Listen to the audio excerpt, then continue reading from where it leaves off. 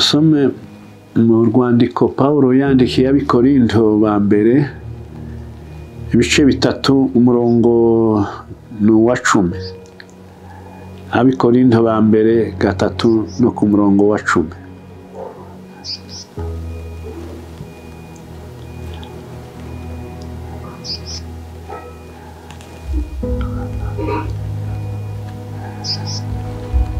Nk'uko ubuntu bw'Imana nahawe bungana, nashyizeho urufatiro nk'umwubakisha mukuru w'ubwenge, undi yubakaho. Ariko umuntu wese yirinde uko yubakaho, kuko nta rundi rufatiro umuntu abasha gushyiraho keretse urwashyizweho, ariko Yesu Kristo. Ariko umuntu niyubaka kuri urwo rufatiro, izahabu cyangwa ifeza cyangwa amabuye y'igiciro cyinshi cyangwa ibiti cyangwa ibyatsi cyangwa ibikenyeri, umurimo w'umuntu wese uzerekanwa, urya munsi niwe uzawerekana, kuko uzahishuzwa umuriro, akaba ari wo kandi uzagaragaza umurimo w'umuntu. Umurimo w'umuntu uwo yubatse kuri urwo rufatiro, nugumaho azahabwa ingororano. Amen. Aya magambo tuza tuyasoma kuko tubivuze hano, ni ntumwa Pawulo yashatse kubwira abantu ni Kristo tugihaye tuvuga. Ibya Yesu Abakorinto bari baragiye bakira idini, ariko barigira nk'imihango yabo, barishira mu migenzo yabo, babishira mu bushake bwabo, mu byo bashaka. Ariko hano abigereranya n'inyubako, kwizera akugereranya n'inyubako. Aravuga ngo nta rundi rufatiro, nta wundi musingi, nta kindi kibanza twogera twosubira kubona cyashyizweho, cyateguwe n'Imana atari Yesu Kristo. Imana nicyo kibanza yahaye abantu, niwe dukwiye kubakaho ibyo twokubakaho byose. Aravuga ngo umuntu wese aze yirinda uko yubaka. So gupfa kubaka gusa. Bamwe bakaza ngo bakazana imirimo yabo imeze nk'ibyatsi, abandi bakazana ngo imeze nk'ibikenyeri, abandi bakazana imeze nk'amabuye, abandi bakazana izahabu, abandi bakazana ifeza, akaba arizo bubakaho kuri aho mu itorero. Foravuga iby'itorero. Muri iryo torero rero ngo igihe kizaza, hazaza urugero rwo gupima abantu, hazaza igipimo, abantu bazaca ku minzani bapimwe, imirimo yacu ngo ipimwe, ishyirwe ku munzani. Kandi igipimo ngo tuzapimwaho ni umuriro. Umuriro niwe uzagaragaza ngo imirimo yawe, niwe uzagaragaza imirimo yanjye. Nubwo mwumva abantu twokwishyira hejuru tukavuga ngo twemeye kera, twatangiye ubutumwa kera, pana. Ushobora gutangira kera ariko utarubatse ko uko bishaka.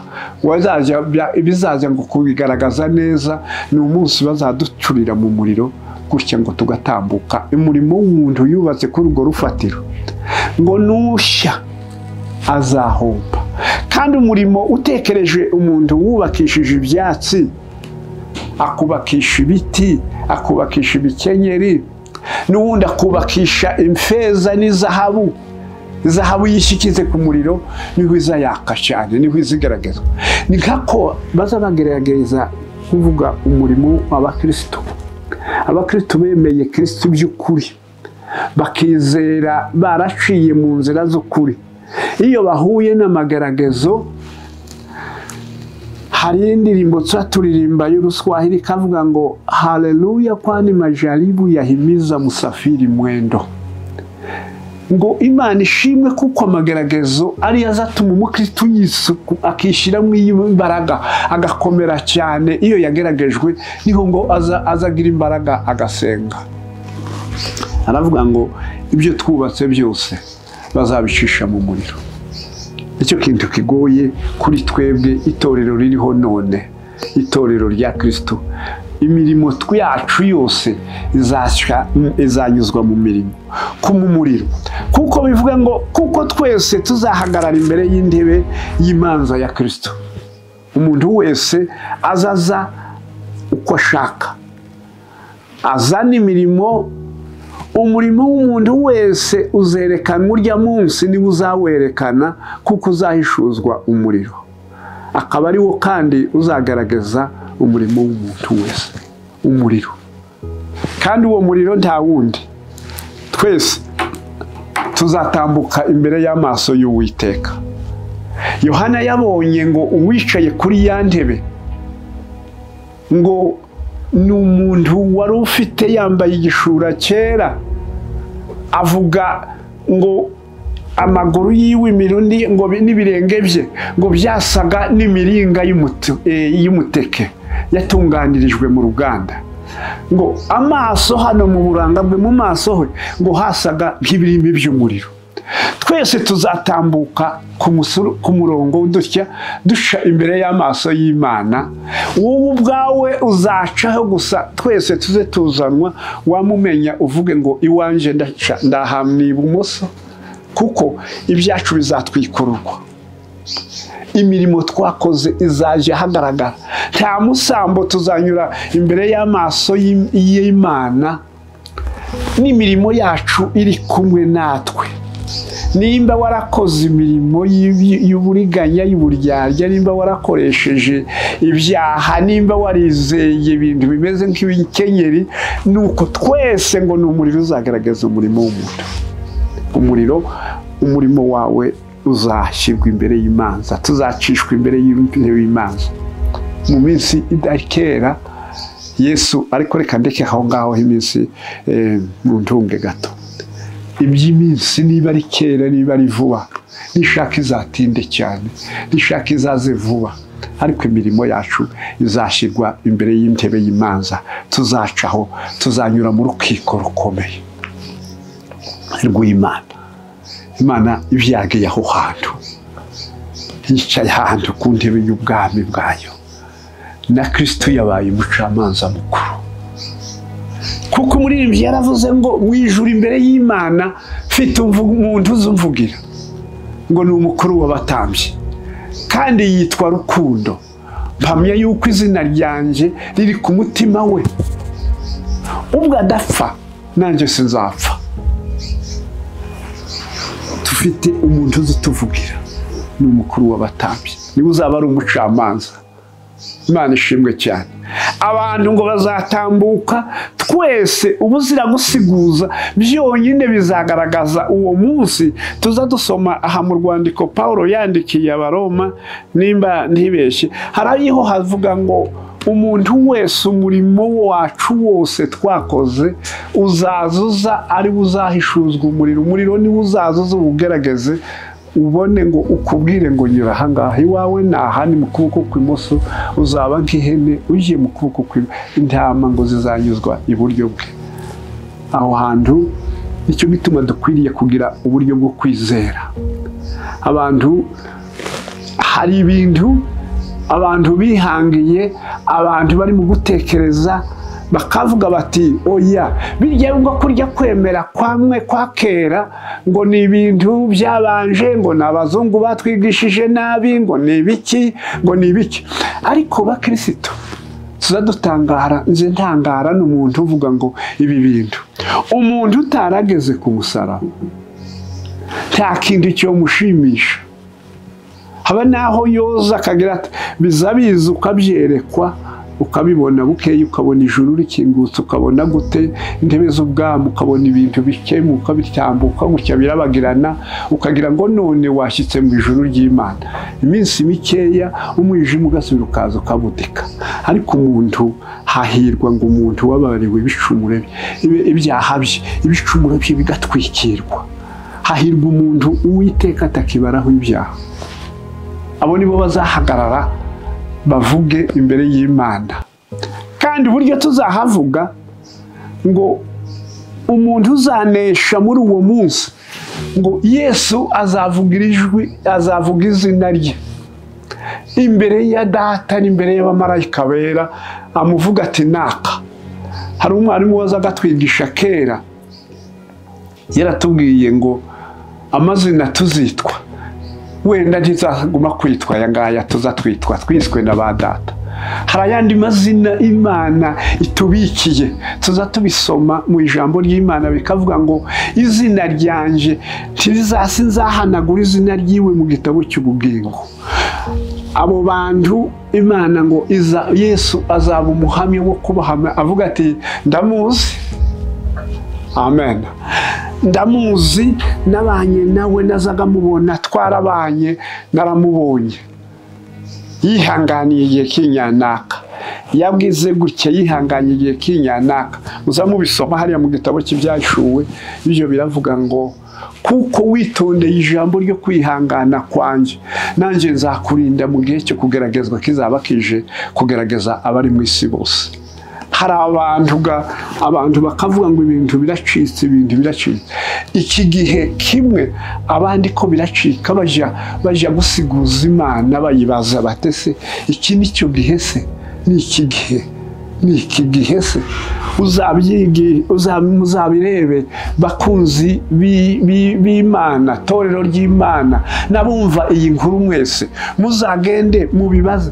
Yohana amaze kumenya amakuru kuko Yesu yaje yatangiye imirimo, afata abantu ngo arabohereza, arababaza ati se mugende mumubwire ngo se ni wa wundi wavuzwe uzaza kunsimbura, cyangwa se ni uwundi ukiza hanyuma. Mu bisubizo Yesu ntazasubiza nk'abantu, azasubiza arababwira ngo mugende mubwire Yohana ngo impumyi ko zirahumuka, ibifa amatwi ko birumva, abakene ko barabwirwa ubutumwa bwiza. Ati abyo ntumva kuko aca nk'amarenga, ariko kandi nta wundi wari guhumura impumyi.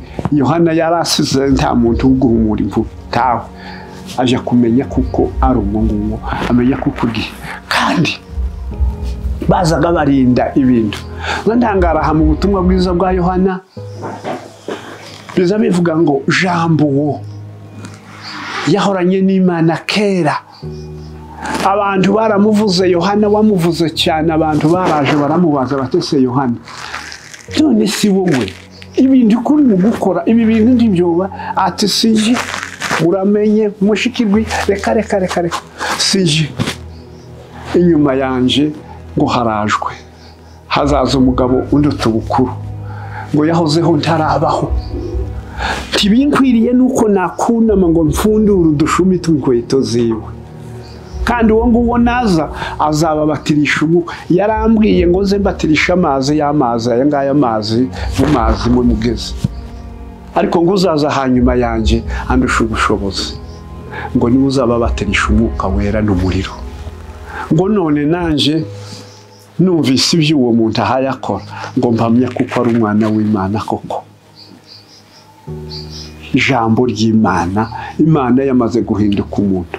Ibintu tuzagera muri iki gihe, abantu barimo kwibagirwa, abantu bararangaye, abantu barasamaye, abantu ko barareba ibihaye biza, ibintu bihaye umuvuduko w'ibintu ukuntu uhaye ugenda abantu. Ariko itorero ry'Imana iryo ntiriryamye, ko rirabaririza, ko rirataka. Umugeni ko arataka mu gitondo na nimugoroba, haye abaza batese uzaza ryari databuja, uzaza ryari mutware wanje, Mana ishimwe cyane, uzagaruka giheke ngo tuzaruhuke iyi mihati. Abandi boko baravuga bati neza tugiye gushika ku gihe cy'amajyambere, tuzozamuke, harakurushanwa, harukurushanwa cyane, turushanwa amaparasere, turushanwa n'ibindi byose. Ariko umwami Yesu azaza kutujyana mu bwiza no mu bwami bwiwe butazagira iherezo.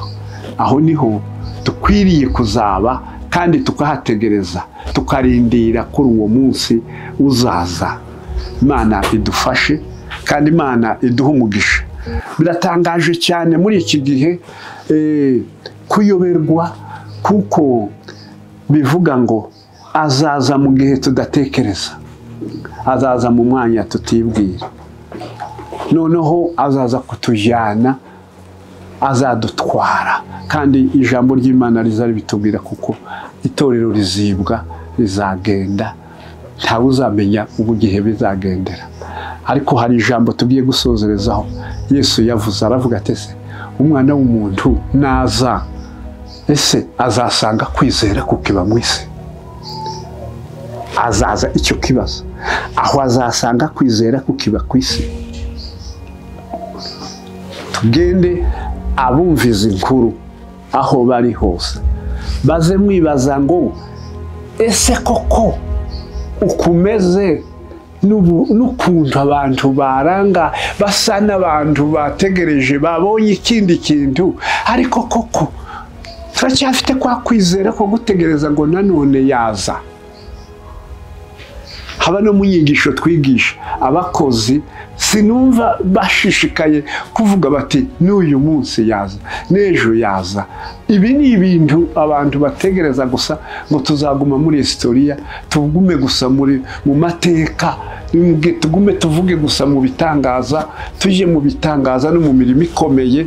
Ariko umurimo ukomeye cyane ni ukuzabona Yesu atungutse mu bicu, aje gutwara itorero ryiwe. Imana iduhereze umugisha. Amen. Turagushimye Mwami Imana yacu, tuguhimbarije mu izina rya Kristo. Turagushima kuko aya masezerano tuyagirana, uzagaruka kutujyana ngo aho uri natwe tuzabeyo. Ni wowe gisubizo cy'ibibazo byacu, ni wowe uzugenda mu ruhande rwacu, wadutoye mu bihumbi byinshi by'abanyabyaha, watugize inshuti zawe, watugira abavandimwe. Warakoze cyane, watumeneye amabanga y'Imana. Ayi Imana yera, umwanditsi yaravuze ngo iby'ijisho ritigeze kureba, n'iby'ugutwi kutigeze kumva, ibitigeze kwinjira mu mutima w'umuntu, ngo byose Imana wabihishuriye abagukunda. Turabigushimiye kuko umunsi umwe uzahishurwa tukabona uje kutujyana mu bwiza no mu bwami bwawe. Urakoze, ufashe bose abariho bategera ijambo ryawe muri ino myaka ya nyuma, kuko umunsi umwe uzadutwara tukajya kwimana nawe. Uzatandukanya intama n'ihene, uzajyana abera mu gihugu batazongera kubonamo ibyago n'amarira, kandi ngo babasuhuze umutima. Urakoze kuko ubyumvise mu izina rya Kristo Umwami nyir'ibihe. Amen.